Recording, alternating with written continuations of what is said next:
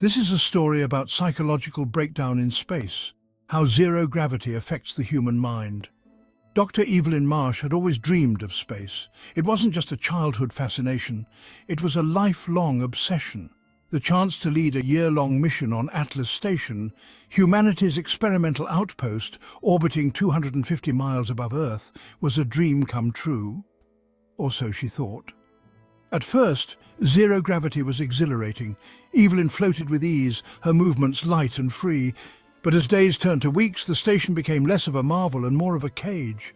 Every surface gleamed cold and sterile. Every hum of machinery drilled into her skull like a reminder that silence in space meant death. The crew, 5 others selected from around the globe, were her lifeline. But even they started to feel like strangers.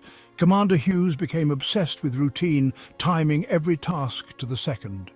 Ria, the station's biologist, began murmuring to her plants as if they could talk back. And then there was Alexei, the engineer, who spent hours staring out of the observation deck, mumbling about the stars watching him.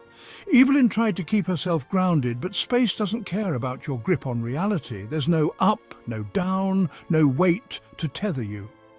Her sense of time began to warp. Was it day or night?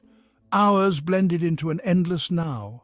She started losing track of conversations, catching herself mid-sentence and forgetting what she was saying. Then came the dreams, or at least she thought they were dreams. Dark corridors stretched infinitely, the station creaking like it was alive. Shadows darted in the corner of her vision. She'd wake up gasping, only to find her crewmates staring at her with hollow eyes, as if they'd been watching her sleep. One day, Alexei snapped. He raved about a presence in the station, something that had hitched a ride from the void. "It's here," he hissed, eyes wild. "It knows us." Evelyn dismissed it as stress, until Alexei jettisoned himself into space during a maintenance check. Panic rippled through the crew. Hughes demanded they stick to protocol, but cracks were forming fast.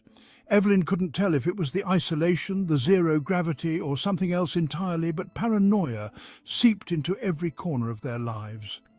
One night, Evelyn floated into the observation deck, drawn by a strange compulsion. The Earth spun below, blue and serene, mocking their chaos. She placed her hand on the glass, and for a brief moment she felt it, the stars watching. She jolted back, her chest heaving. "It's not real," she whispered. But her reflection didn't move. It stared back, smiling. The following weeks unravelled in a blur. Ria stopped eating, saying the plants were feeding off her. Hughes locked himself in the command module, rambling to someone or something that wasn't there. Evelyn felt her own mind slipping, the weightlessness amplifying her fear. Zero gravity wasn't just a physical state, it was a mental one. Without grounding, your mind drifts, lost in the infinite expanse. Evelyn realized the most terrifying part of space wasn't the darkness, it was herself. By the time rescue arrived, Evelyn was the only one left, clutching a journal filled with nonsensical scrawls. They found her floating aimlessly, muttering about the stars and how they had finally seen her. Back on Earth, she was asked what happened. Evelyn looked up, her eyes hollow.